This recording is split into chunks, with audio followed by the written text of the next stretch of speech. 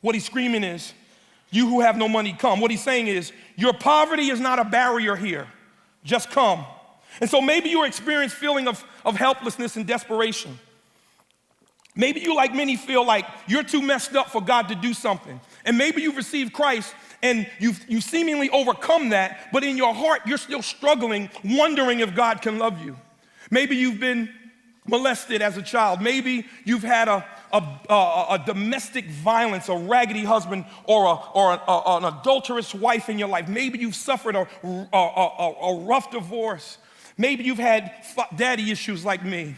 Maybe you've had financial issues. Maybe you suffered rejection. Maybe you suffered financial loss. And maybe you've gone through all that. All I can tell you is you are a perfect candidate to come to Jesus because he's not scared of none of that. He doesn't put on latex gloves to deal with dirty people. He simply says, come. He opens his arms and he invites you and he meets you in your brokenness with water that will satisfy the thirst of the poor person without him and the rich person without him. The call comes with no discrimination, and so you can't claim poverty and want sympathy. You can't claim riches and want and feel like you deserve it. You have to land in front of Jesus desperate. The poor has to be desperate as the rich. The rich has to be as desperate as the poor, because we recognize that we're all thirsty. We are all spiritually parched, and without Christ, we're on our way to hell.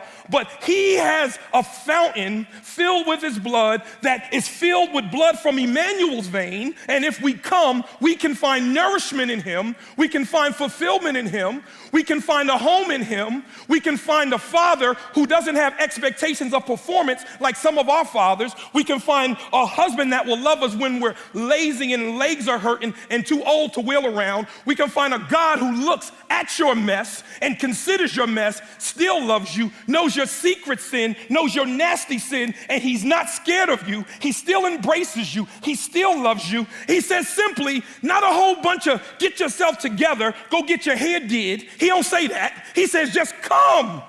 I've paid full price for your satisfaction. What a God. Just come.